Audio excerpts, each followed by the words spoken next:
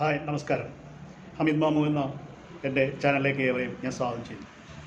ഇന്നത്തെ വിഷയം securitisation and reconstruction of financial assets and enforcement of security interest act 2002 SARFAESI act. ഈ ഒരു act ഇന്ന് നമ്മുടെ പൊതുസമൂഹത്തിൽ വളരെയധികം വിമർശനങ്ങൾക്കും വിധേയമായിട്ടുള്ള ഒരു നിയമമാണ്. നമ്മുടെ ഇന്ത്യൻ നിയമത്തിൽ പൊതുജനങ്ങൾക്ക് ഇത്രയധികം ശല്യമായി തീർന്ന ഒരു നിയമം ഉണ്ടായിട്ടില്ല എന്ന് വേണമെങ്കിൽ പറയാം. കാരണം ഈ നിയമം ബാങ്കുകൾക്ക് അവരുടെ കിട്ടാക്കടം കോടതിയുടെ ഇടപെടലുകൾ കൂടാതെ ബാങ്കിന് നേരിട്ട് അവരുടെ വസ്തു, അതായത് കടമെടുത്ത ആളുടെ വസ്തു, ബറോവറുടെ വസ്തു നേരിട്ട് കൈവശം എടുക്കാവുന്ന ഒരു നിയമമാണ് സർഫാസി ആക്ട് 2002. അപ്പോൾ ഈ നിയമം അനുസരിച്ച് ഒരുപാട് പേര് കഷ്ടപ്പെടുന്നുണ്ട്. കാര്യം ബാങ്ക് ആമീനും പോലീസും ഒക്കെ ആയിട്ട് ഒരു സുപ്രഭാതത്തിൽ വീട്ടിലേക്ക് കയറി ചെല്ലുന്നു, ഇറങ്ങിക്കൊടുക്കാൻ പറയുന്നു. അപ്പോൾ ഉണ്ടാകുന്ന പ്രശ്നങ്ങളും അതിനോട് തുടർന്നുള്ള വാഗ്വാദങ്ങളും എല്ലാം ഇന്ന് ഈ സമൂഹത്തിൽ ചർച്ച ചെയ്യപ്പെട്ടുകൊണ്ടിരിക്കുന്നു. അതിനെതിരെ ഒരുപാട് സമരങ്ങളും നടന്നുകൊണ്ടിരിക്കുന്നുണ്ട്. അപ്പോൾ ഈ വിഷയമാണ് ഞാനിന്ന് നിങ്ങളുടെ മുമ്പിൽ കൊണ്ടുവരുന്നത്. അപ്പോൾ അതുപോലെ ഞാൻ പറയുകയാണ്, എൻ്റെ വീഡിയോ സബ്സ്ക്രൈബ് ചെയ്തിട്ടില്ലെങ്കിൽ സബ്സ്ക്രൈബ് ചെയ്യാനും ലൈക്ക് ചെയ്യാനും അതുപോലെ തന്നെ ഷെയർ ചെയ്യാനും ഞാൻ നിങ്ങളോട് വിനീതമായി അപേക്ഷിക്കുകയാണ്. അപ്പോൾ നമുക്ക് വീഡിയോയിലേക്ക് പോകാം.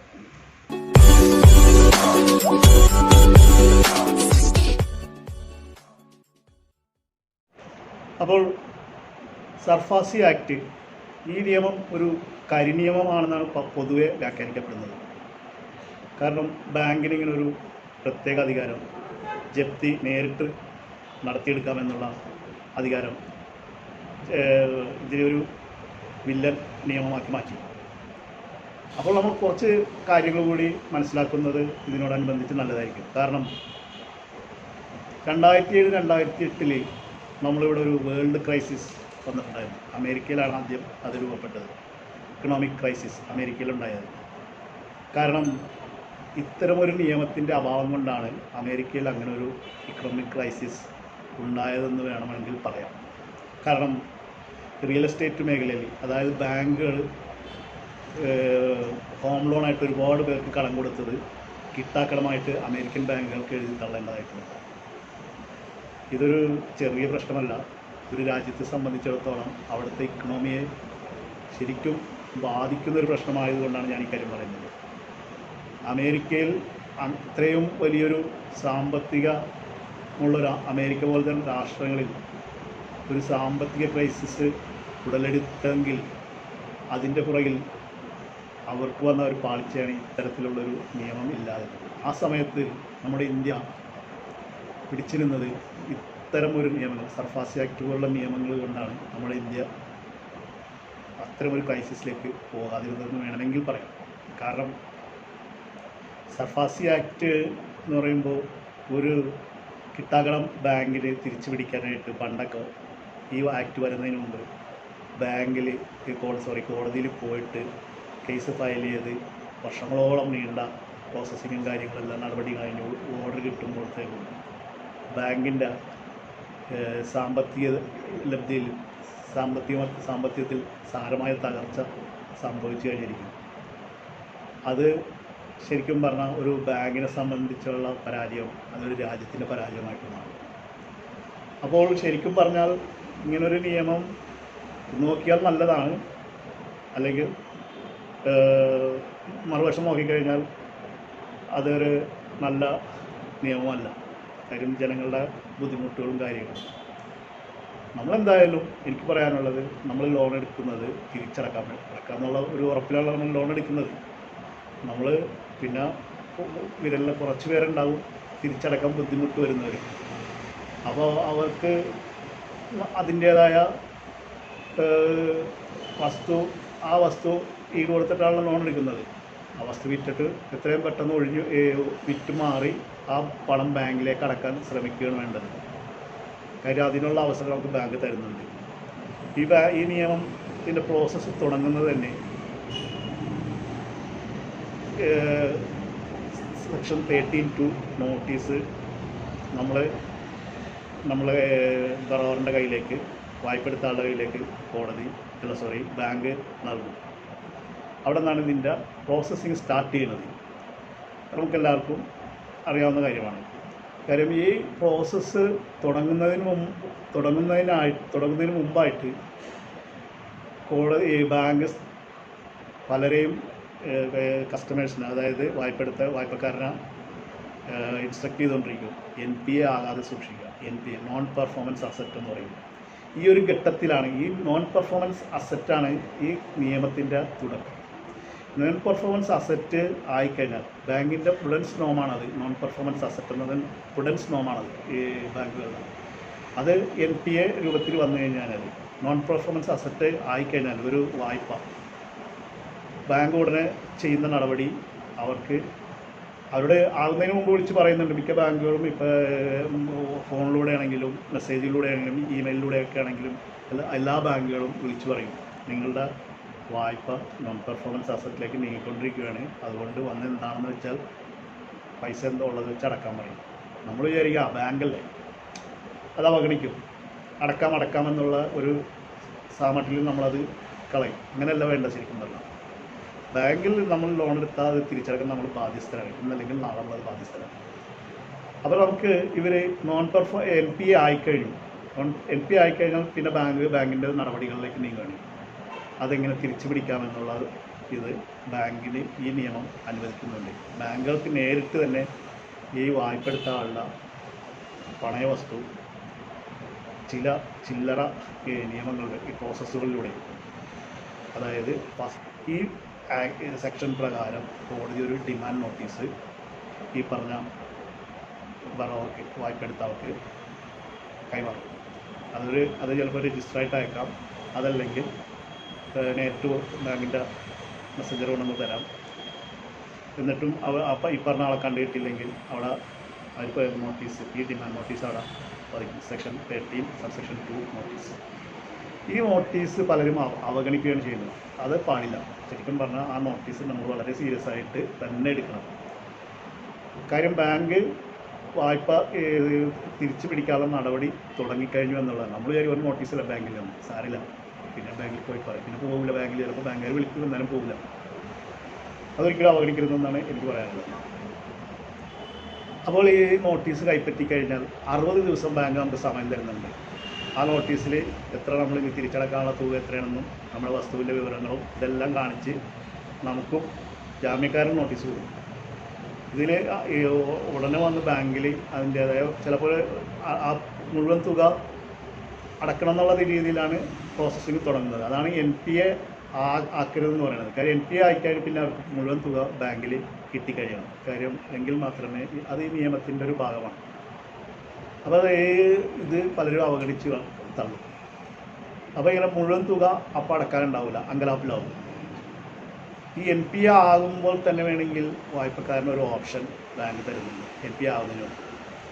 കാര്യം നിങ്ങൾ അത് വേണ്ട രീതിയിൽ എടുക്കുകയാണെങ്കിൽ ബാങ്കിൽ ചെന്ന് ആ ലോൺ, നിങ്ങൾക്ക് ഫൈനാൻഷ്യൽ ബുദ്ധിമുട്ടുണ്ട്, ബാങ്കിനോട് നേരത്തെ ഒന്ന് പറയാം, നിങ്ങൾക്ക് അല്പം ഫിനാൻഷ്യൽ ബുദ്ധിമുട്ടുണ്ട്, അപ്പോൾ അതൊന്ന് റീകൺസ്ട്രക്റ്റ് ചെയ്ത് തരണം. അതായത് വായ്പ ഒന്ന് മാറ്റി ഇയർ കൂട്ടിത്തന്നാൽ ചെറിയൊരു എമൗണ്ട് EMI ആയിട്ട് അടക്കാവുന്ന ഒരു സൗകര്യം ചെയ്ത് തന്നെയാണെങ്കിൽ അപ്പോൾ അവർ വർഷങ്ങൾ കൂട്ടും. അപ്പോൾ EMI ചെറുതാവും, മാസം അടക്കാനുള്ള തുക ചെറുതാവും.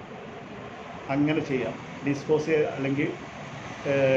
ചെയ്ത് മാറാം. ഡിസ്പോസ് ചെയ്ത് മാറാമെന്ന് പറഞ്ഞാൽ നിങ്ങൾക്ക് വേണമെങ്കിൽ വിറ്റിട്ട് ഈ NPA ആകുന്നതിന് മുമ്പ് അത് വിൽക്കാനുള്ള നടപടി തുടങ്ങും. നിങ്ങൾക്ക് ബുദ്ധിമുട്ട് വരുമ്പോൾ തന്നെ നിങ്ങൾക്ക് അറിയാൻ പറ്റുമല്ലോ, ഞാൻ ബുദ്ധിമുട്ടിലാണ്, ബാങ്കിൽ ലോൺ അടക്കാൻ കഷ്ടിച്ചാൽ പോകണമെന്ന് തോന്നിക്കഴിഞ്ഞാൽ ആ വസ്തു വിറ്റ് എത്രയും വേഗം വിൽക്കണം. അല്ലെങ്കിൽ ബാങ്ക് നടപടി തുടങ്ങിക്കഴിഞ്ഞാൽ ബാങ്കിൻ്റെ പലിശ, ബാങ്കിൻ്റെ നടപടികൾ, കോർട്ട് ഫീസ്, മറ്റുള്ള എന്തൊക്കെ ചാർജ്, നോട്ടീസ്, പിന്നെ സ്പെഷ്യൽ ഓതറൈസ്ഡ് ഓഫീസർ നിയമിക്കുന്ന അതിൻ്റെ ചാർജ്, പിന്നെ ബാങ്കിൽ കോടതിയിൽ DRTയിൽ പോകുന്ന ചിലവ്, മജിസ്ട്രേറ്റ് കോടതിയിൽ പോകുന്ന ചിലവ്, ഇതെല്ലാം പ്രോസസ്സിൻ്റെ ഭാഗമാണ്. അപ്പോൾ ഇതിനൊക്കെ ബാങ്ക് ഇതെല്ലാം നമ്മളെ കയ്യിൽ പിടിക്കും.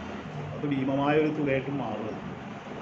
അപ്പോൾ അത് വരുത്താതിരിക്കാനാണ് ഞാൻ ഈ പറയുന്നത്. നിങ്ങൾ വായ്പ എടുത്ത് ഇതിൽ നിന്ന് ഒഴിവാനായിട്ട് എത്രയും വേഗം വിറ്റ് മാറുക. നമുക്കറിയാൻ പറ്റും, നമുക്ക് പണം അടക്കാൻ പറ്റുന്നില്ല എന്നുള്ളത് നമുക്ക് തീർച്ചയായിട്ടും അറിയാൻ പറ്റും. കാര്യം നമ്മൾ സഫർ ചെയ്യുകയാണെങ്കിൽ നമ്മുടെ കച്ചവടം മോശമാണ്, നമുക്ക് ഇപ്പോഴത്തെ സാമ്പത്തിക ബുദ്ധിമുട്ട് അങ്ങനെയുള്ള കാര്യങ്ങളൊക്കെ നമുക്ക് മുൻകൂട്ടി അറിയാൻ പറ്റും. പക്ഷെ അത് ഈ വായ്പ അവഗണിക്കരുത്, വായ്പ ശ്രദ്ധിക്കണം. വായ്പ എടുത്തത് നമ്മൾ വിറ്റ് മാറുക അല്ലെങ്കിൽ റീകൺസ്ട്രക്ട് ചെയ്യണം. റീകൺസ്ട്രക്ട് ചെയ്യുന്ന പറഞ്ഞാൽ ബാങ്കിനോട് പറഞ്ഞിട്ട് നമ്മൾ EMI ചെറുതാക്കി തരാൻ പറയണം. അങ്ങനെയുള്ള കാര്യങ്ങളൊക്കെ ബാങ്ക് നമുക്ക് ഓപ്ഷൻ തരുന്നുണ്ട്. അപ്പോൾ ഞാൻ പറഞ്ഞു, ഡിമാൻഡ് നോട്ടീസ് അന്ന് 60 ദിവസത്തിനുള്ളിൽ നമ്മൾ പൈസ തിരിച്ചടക്കണം എന്നുള്ള നോട്ടീസാണ് തരുന്നത്. ഇതിൽ നമുക്കൊരു ഓപ്ഷൻ ബാങ്ക് തരുന്നുണ്ട്. നമുക്ക് ഈ പറഞ്ഞ ഒരു ഒബ്ജക്ഷൻ വേണമെങ്കിൽ ഫയൽ ചെയ്യാം ബാങ്കിൽ. ഒരു ലെറ്റർ ഈ കിട്ടിയ നോട്ടീസ് പ്രകാരം അതിലെന്തെങ്കിലും ന്യൂനതകൾ, നമ്മൾ അടക്കുന്ന തുക തെറ്റാണെന്നോ അല്ലെങ്കിൽ നമുക്ക് എന്ത് ഒബ്ജക്ഷൻ വേണമെങ്കിലും അത് അവർക്ക് ഈ 60 ദിവസത്തിനുള്ളിൽ നമ്മൾ ഫയൽ ചെയ്യാം. ഫയൽ ചെയ്ത് കഴിയുമ്പോൾ അവർ ബാങ്ക് ആ പറഞ്ഞ അവരുടെ നോട്ടീസിൽ എന്തെങ്കിലും ന്യൂനതകൾ ഉണ്ടെങ്കിൽ അത് അവർ തിരുത്താൻ തയ്യാറാണെന്ന് പറഞ്ഞ് നിങ്ങൾക്ക് മറുപടി ചെയ്തു. ഇത് 15 ദിവസത്തിനുള്ളിൽ ആ മറുപടി നിങ്ങൾക്ക് കിട്ടിയിരിക്കണം. അത് നിയമമാണ്. അപ്പോൾ അതുപോലെ തന്നെ നിങ്ങൾക്ക് ന്യൂനതകൾ ഒന്നുമില്ലാന്നുണ്ടെങ്കിൽ ബാങ്ക് ആ ഒബ്ജക്ഷൻ നോട്ടീസ് പരിഗണിക്കില്ല. അപ്പോൾ അപ്പോൾ ഈ 60 ദിവസത്തിനുള്ളിൽ നിങ്ങൾ പണമൊന്നും തിരിച്ചടച്ചില്ലെങ്കിൽ നിങ്ങൾക്ക് തീർച്ചയായിട്ടും അടുത്ത സ്റ്റെപ്പ് നേരിടേണ്ടതായിട്ട്. അതായത് അടുത്ത സ്റ്റെപ്പ് എന്ന് പറഞ്ഞാൽ ഈ സഫാസി ആക്ടിലെ സെക്ഷൻ 13 സബ്സെക്ഷൻ 4, അതായത് പൊസഷൻ എടുക്കും. നിങ്ങളുടെ വസ്തു അവർ ഒരു സിംബോളിക് പൊസഷൻ ആദ്യം എടുക്കും. അതിനൊരു നോട്ടീസ് വരും. ആ നോട്ടീസ് നിങ്ങളുടെ ആ വസ്തുവിൻ്റെ മേലെ പതിക്കുകയും നിങ്ങൾക്ക് പറഞ്ഞ രജിസ്റ്ററായിട്ട് കൊണ്ടുവന്ന് തരികയും ചെയ്യും. ജാമ്യക്കാരനും അതുപോലത്തെ നോട്ടീസ് കിട്ടും. അപ്പോൾ ആ പൊസഷൻ എടുക്കുന്ന നടപടി തുടങ്ങിക്കഴിഞ്ഞാൽ അടുത്ത ഇതിലേക്ക് ഓരോ സ്റ്റെപ്പായിട്ട് ഇങ്ങനെ മുന്നോട്ട് ബാങ്ക് പോയിക്കൊണ്ടിരിക്കുകയാണ്. അപ്പോൾ ആദ്യം നമുക്ക് ഡിമാൻഡ് നോട്ടീസ് വന്നു. രണ്ടാമത്തെ സ്റ്റെപ്പ് പൊസഷൻ എടുത്തു. അപ്പോൾ പൊസഷൻ എടുക്കാനായിട്ട് ബാങ്കിന് വേണമെങ്കിൽ നമ്മളെ ചീഫ് ജുഡീഷ്യൽ മജിസ്ട്രേറ്റിനെ സമീപിച്ചുകൊണ്ട് ആ കോടതിയിൽ നിന്ന് പൊസഷൻ എടുക്കാനുള്ള ഒരു സപ്പോർട്ട് അസിസ്റ്റൻസ് കോടതി ബാങ്കിന് കൊടുക്കും. കാരണം പോലീസ് പ്രൊട്ടക്ഷൻ വേണമെങ്കിൽ അത് കിട്ടും. അപ്പോൾ അതിനായിട്ട് ബാങ്ക് ഈ കംപ്ലൈൻറ്റ് ചെയ്തുകൊണ്ടുണ്ടാകും. സെക്ഷൻ 13(2) നോട്ടീസ്, ഡിമാൻഡ് നോട്ടീസ് കൊടുത്തതും അതിൽ വസ്തുവിൻ്റെ വിവരങ്ങളും ഇതെല്ലാം വെച്ചുകൊണ്ട് ഒരു അഫിഡവിറ്റും പെറ്റീഷനും ചീഫ് ജുഡീഷ്യൽ മജിസ്ട്രേറ്റിൽ കൊടുത്തതിനാൽ മജിസ്ട്രേറ്റ് അത് മാത്രമേ നോക്കുള്ളൂ. മറ്റുള്ള നിങ്ങൾക്ക് അനുകൂലമായിട്ടൊരു നടപടിയും കോടതി സ്വീകരിക്കില്ല. അത് നിങ്ങൾ അറിഞ്ഞിരിക്കണം. അതുപോലെ തന്നെ ഞാൻ പറഞ്ഞു, നിങ്ങൾക്ക് മറ്റേ നോട്ടീസിൽ 60 ദിവസം സമയം തന്നാൽ അതിൽ നിങ്ങൾക്ക് വേണമെങ്കിൽ ഒരു ഒബ്ജക്ഷൻ വേണമെങ്കിൽ ഫയൽ ചെയ്യുന്നത്. ആ ഒബ്ജക്ഷൻ്റെ മുകളിൽ ബാങ്ക് ചിലപ്പോൾ നിങ്ങൾക്ക് മറുപടി അനുകൂലമായിട്ട് തന്നില്ലെങ്കിൽ ആ നോട്ടീസ് വെച്ച് നിങ്ങൾക്ക് കോടതിയിൽ പോകാൻ പറ്റില്ല. അത് ചോദ്യം ചെയ്യാൻ പാടില്ല എന്നുള്ളതാണ് നിയമം. അപ്പോൾ ഞാൻ പറഞ്ഞത് ഈ സെക്ഷൻ 13(4) നോട്ടീസ് പ്രകാരം നിങ്ങളുടെ വസ്തു അവർ ഇതിലെടുക്കും, പൊസഷൻ എടുത്തു കഴിഞ്ഞാൽ. അപ്പോൾ ഈ പൊസഷൻ എടുത്തു കഴിഞ്ഞാൽ പിന്നെ നിങ്ങൾക്ക് വേണമെങ്കിൽ DRTയിൽ പോകാം. അതായത് ഡെറ്റ് റിക്കവറി ട്രിബ്യൂണൽ എന്ന കോടതിയിൽ. ആ കോടതിയിൽ നിങ്ങൾക്ക് വേണമെങ്കിൽ 45 ദിവസത്തിനുള്ളിൽ പൊസഷൻ എടുത്ത് 45 ദിവസത്തിനുള്ളിൽ പൊസഷൻ നോട്ടീസ് 45 ദിവസത്തിനുള്ളിൽ നിങ്ങൾക്ക് DRTയെ സമീപിക്കാം. അത് എന്തെങ്കിലും അവിടെ പോയിട്ട് സ്റ്റേ വാങ്ങിക്കാം. അതിന് തക്കതായ കാരണം ഉണ്ടെങ്കിൽ മാത്രമേ കോടതി സ്റ്റേ അനുവദിക്കുകയുള്ളൂ. അപ്പോൾ പിന്നെ ഇതിനൊരു വില നിശ്ചയിക്കണം. ബാങ്ക് പൊസഷൻ എടുത്ത വസ്തു വളരെ അധികം അവരുടെ കസ്റ്റഡിയിൽ സൂക്ഷിക്കുകയാണെങ്കിൽ അതിൻ്റെ വസ്തു ഒരു കേടുപാടുകൾ പറ്റാത്ത രീതിയിൽ സൂക്ഷിക്കണം. പിന്നെ അതിനൊരു വില നിശ്ചയിക്കണം.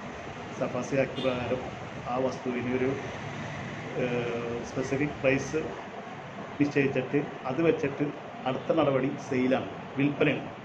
ആദ്യം പറഞ്ഞത് നിങ്ങൾക്കൊരു സിംബോളിക് പൊസിഷനാണ് അവരെടുക്കുന്നത്. പിന്നെ നിങ്ങൾക്ക് അത് ശരിയായ നടപടിയിലേക്ക് സെയിൽ ചെയ്യാനായിട്ടുള്ള നടപടിയിലേക്ക് നിങ്ങൾക്കൊരു നോട്ടീസ് തരും.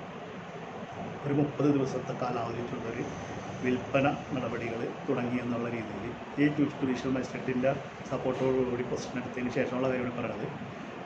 അവർ സെയിൽ നടപടികൾ തുടങ്ങും. സെയിൽ നടപടികൾ തുടങ്ങുന്നത് അതിനൊരു വില നിശ്ചയിക്കുകയും ഒരു വാല്യൂറെ കൊണ്ട് അപ്രൂവ്ഡ് വാല്യൂറാണ് അതിനൊരു വില നിശ്ചയിക്കുന്നത്. ആ വില വെച്ചിട്ട് ഒരു വാങ്ങാൻ പറ്റിയ, അതായത് കൊട്ടേഷൻ, പിന്നെ ടെൻഡർ, ഈ പ്രൈവറ്റായിട്ടുള്ള ആളുകൾ നേരിട്ട് എടുക്കാൻ പറ്റിയിട്ടുണ്ടെങ്കിൽ അങ്ങനെ. അപ്പോൾ അവരെയൊക്കെ ഇതാണ് മോഡ് ഓഫ് സെയിൽ, അവരുടെ മോഡ് ഓഫ് സെയിൽ അതാണ്. അപ്പോൾ ആ രീതി അഡോപ്റ്റ് ചെയ്തുകൊണ്ട് നിങ്ങളുടെ വസ്തു വിൽക്കാൻ ശ്രമിക്കും. അപ്പോൾ ചിലപ്പോൾ നിങ്ങൾ ഉദ്ദേശിച്ച വിലയൊന്നും കിട്ടിയെന്നിരിക്കില്ല. അപ്പോൾ ആ ബാങ്ക് നിശ്ചയിച്ച വിലക്ക് ബാങ്ക് വിറ്റ് ബാങ്കിൻ്റെ കടം തിരിച്ചു പിടിക്കുക എന്നുള്ളത് മാത്രം ഒരു അജണ്ട മാത്രമേ അവിടെ ഉണ്ടാവുള്ളൂ.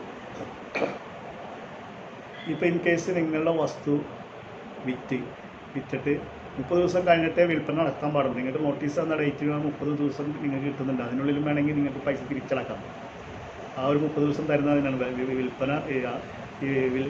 വിൽപ്പന നോട്ടീസ് തന്നാലും നിങ്ങൾക്ക് വേണമെങ്കിൽ 30 ദിവസത്തിൽ നിങ്ങളുടെ പണം വേണമെങ്കിൽ അവരുടെ ചിലവായ കാശുകളെല്ലാം കൊടുത്തുകൊണ്ട് നിങ്ങൾക്ക് വേണമെങ്കിൽ ലോൺ ക്ലോസ് ചെയ്യാവുന്നതാണ്. അപ്പോൾ ഈ സെയിൽ നോട്ടീസിനോടൊപ്പം തന്നെ 2 പത്രങ്ങളിൽ ഈ സെയിൽ നോട്ടീസിൻ്റെ കണ്ടൻറ്റുകൾ വെച്ചുകൊണ്ട് ഒരു പരസ്യം ചെയ്തിരിക്കണമെന്നുണ്ട്. അത് 2 പത്രങ്ങളിലാണ് വേണ്ടത്. അത് ഇതോടൊപ്പം ചെയ്യേണ്ട ഒരു പ്രോസസ്സാണ്. അതുപോലെ തന്നെ പൊസഷൻ എടുത്ത നോട്ടീസ്, സെയിൽ നോട്ടീസ് കൂടാണ്ട് പൊസഷൻ നോട്ടീസ്, അതും 2 പത്രങ്ങളിൽ, അതൊന്ന് പ്രാദേശിക ചാനൽ തന്നെ ആയിരിക്കണം. അതിൽ ഈ പത്രങ്ങളിൽ പരസ്യം ചെയ്യുന്നുള്ള ഉത്തരവാദിത്വം കൂടി ബാങ്കിനും ഉണ്ട്. അപ്പോൾ ഇത് ഇത്രയും ആയിക്കഴിഞ്ഞാൽ ബാങ്ക് ആരും വന്നില്ല, സെയിൽ നടന്നില്ല. അതായത് ഉദ്ദേശിച്ച വിലയിൽ ഞാൻ പറഞ്ഞില്ല, അതൊരു ഫിക്സഡ് പ്രൈസ് അവർ ഉദ്ദേശിക്കണം. ആ വിലയിൽ താഴ്ന്നാണെങ്കിൽ ബാങ്ക് വിൽക്കില്ല. അത് ഇൻ കേസ് അങ്ങനെ സംഭവിച്ചാൽ തന്നെ ബാങ്ക് ഇപ്പോൾ താഴ്ന്ന വിലയ്ക്ക് വിൽക്കാൻ ആരെങ്കിലും വന്നാൽ തന്നെ, ബാങ്ക് നിശ്ചയിച്ച വിലയിലും താഴ്ന്ന വിലയിൽ ആരെങ്കിലും എടുക്കാൻ വന്നാൽ തന്നെ ബാങ്ക് നിങ്ങളായിട്ട് ആലോചിക്കണം. അത് നിയമമാണ്.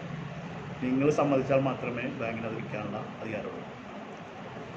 അതുപോലെ തന്നെ നിങ്ങൾക്ക് കിട്ടുന്നൊരു ഇതെന്ന് പറഞ്ഞാൽ പൊസിഷൻ എടുത്ത് ഞാൻ ഓൾറെഡി പറഞ്ഞതാണ് DRT പോകാം. അപ്പോൾ ഇത്രയും പ്രോസസ്സിലൂടെയാണ് പിന്നെ അവിടെ നിന്ന് അപ്പീൽ പോകാം. ഇങ്ങനെയുള്ള കുറച്ച് കാര്യങ്ങൾ വേറെ ഉണ്ട്. അപ്പോൾ ഇതിപ്പോൾ വീഡിയോ കുറച്ച് ഓവറായിട്ടുണ്ട്. ഇതെല്ലാമാണ് നടപടിക്രമങ്ങളെന്ന് ഞാൻ പറഞ്ഞു വരികയായിരുന്നു. ഇത്തരം നടപടിക്രമങ്ങളിലൂടെയാണ് സർഫാക്സ് ആക്ടിൻ്റെ മുന്നോട്ടുള്ള പോക്ക്. ഈ ആക്ടിൻ്റെ മർമ്മപ്രധാനമായ പ്രോസസ്സിങ്ങാണ് ഞാനിപ്പോൾ പറഞ്ഞു തന്നത്.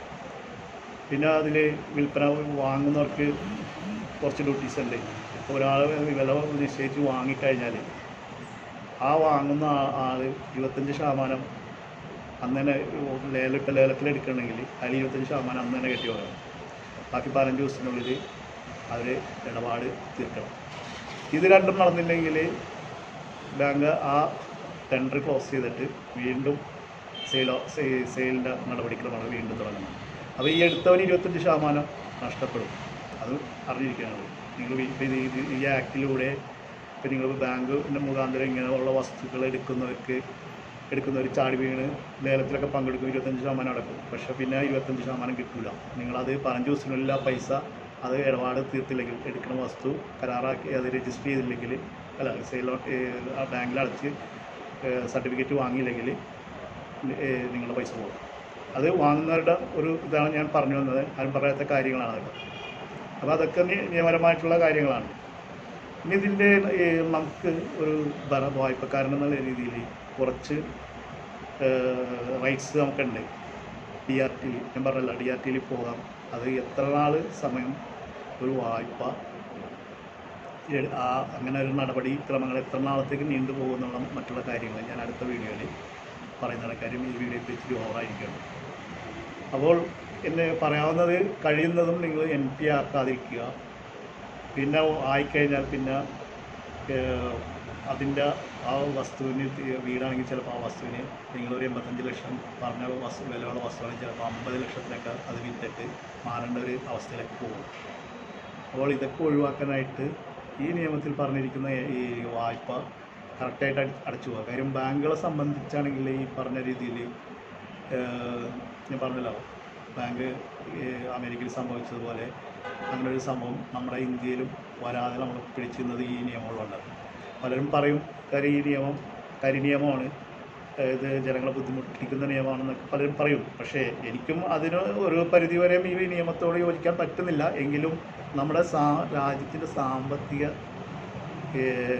ഇത് നോക്കിയിട്ട് ഇത് സാമ്പത്തിക തകരാതിരിക്കാനായിട്ട് ഇങ്ങനെയുള്ള നിയമങ്ങൾ ഉള്ളത് നല്ലതാണ്. കാര്യം ബാങ്കുകൾക്ക് ഈ വളരെ അധികം ഇത്രയേറെ ഒരുപാട് പേർക്ക് ലോൺ വാരിക്കും ഒരു ബാങ്ക് കൊടുക്കാൻ കാരണം ഈ നിയമം ഉള്ളത് കൊണ്ടാണ്. അല്ലെങ്കിൽ ഒരു ബാങ്കിലേക്ക് നമ്മൾ എന്തെങ്കിലും മോളുടെ കല്യാണമോ അല്ലെങ്കിൽ ഒരു വീട് വെക്കണം എന്നൊക്കെ വിചാരിച്ച് ചെന്ന് കഴിഞ്ഞാൽ ബാങ്ക് ലോൺ പെട്ടെന്ന് ലോൺ അനുവദിക്കൂല. പണ്ടത്തെ കാലഘട്ടം അങ്ങനെയായിരുന്നു. ഒരു 98 കാലഘട്ടം വരെ ഒക്കെ ഒരു ലോണിനൊക്കെ ചെന്ന് കഴിഞ്ഞാൽ ബാങ്ക് പെട്ടെന്ന് ലോൺ കൊടുക്കില്ല. കാര്യം ബാങ്കിനെ പേടിയാണ്. കാര്യം അതെല്ലാ വശങ്ങളും നോക്കിയിട്ട് മാത്രമേ ബാങ്ക് ലോൺ അനുവദിക്കുള്ളൂ.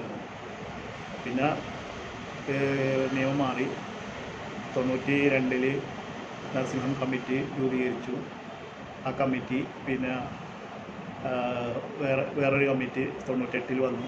ഈ 2 കമ്മിറ്റിയുടെ റിപ്പോർട്ടിൻ്റെ വെളിച്ചത്തിലാണ് ഈ ഒരു ആക്ട്, ഈ നിയമം നടപ്പിലാക്കാൻ ഇന്ത്യ ഗവൺമെൻറ് തീരുമാനിച്ചത്. 2002 ഈ നിയമം നടപ്പിലാക്കുകയും ചെയ്തു. അപ്പോൾ ഞാൻ ഇതിൻ്റെ രണ്ടാം ഭാഗത്തിൽ ബാക്കിയുള്ള കാര്യങ്ങളും കൂടി പറയാം. ഇതിൽ കുറച്ച് കാര്യങ്ങൾ വേറെ ഉണ്ട്. അതിൻ്റെ DRT പോകുന്ന നടപടിക്രമങ്ങളും അത് എത്ര കാലത്തേക്ക് നമുക്ക് ഈ ലോൺ അത് പിടിച്ചു വെക്കാൻ പറ്റുമെന്നുള്ളതും ബാങ്ക് കോടതി നടപടികൾ എന്ന് തീരുമെന്നൊക്കെ ഉള്ളത് ഞാൻ അടുത്ത വീഡിയോയിൽ പറയാം. അപ്പോൾ ഞാൻ ഇന്ന് എൻ്റെ വീഡിയോ ഇവിടെ വെച്ച് വൈൻഡപ്പ് ചെയ്യുകയാണ്. വീഡിയോ ഇഷ്ടമായാൽ ഒരിക്കൽ കൂടി ഞാൻ പറയുകയാണ്, നിങ്ങൾ സബ്സ്ക്രൈബ് ചെയ്യാനും ലൈക്ക് ചെയ്യാനും ഷെയർ ചെയ്ത് കൊടുക്കാനും മറ്റുള്ളവർക്ക് ഉപകാരപ്പെടുന്നത്. അപ്പോൾ ഇത്തരം നിയമപരമായ വീഡിയോകളാണ് എൻ്റെ കൂടുതലും. അപ്പോൾ എൻ്റെ ചാനൽ മറ്റുള്ളവരെ കൂടി നിങ്ങൾ പരിചയപ്പെടുത്തി കൊടുക്കുക. നിയമപരമായ കാര്യങ്ങൾ അറിയാൻ ഒരുപാട് വീഡിയോകൾ ഞാൻ ഇതിൽ ചെയ്തിട്ടുണ്ട്. മറ്റ് വീടിൻ്റെ നിയമങ്ങൾ, ഒരു വീട് വെക്കുന്ന നിയമങ്ങൾ, കംപ്ലീഷൻ സർട്ടിഫിക്കറ്റ്, ഓക്യുപ്പൻസി സർട്ടിഫിക്കറ്റ്, ഇങ്ങനെയുള്ള ഒരുപാട് നിയമങ്ങളെപ്പറ്റി ഞാൻ എൻ്റെ ചാനലിലൂടെ പറഞ്ഞിട്ടുണ്ട്. അതും നിങ്ങൾ കയറി നോക്കുക, കാണുക.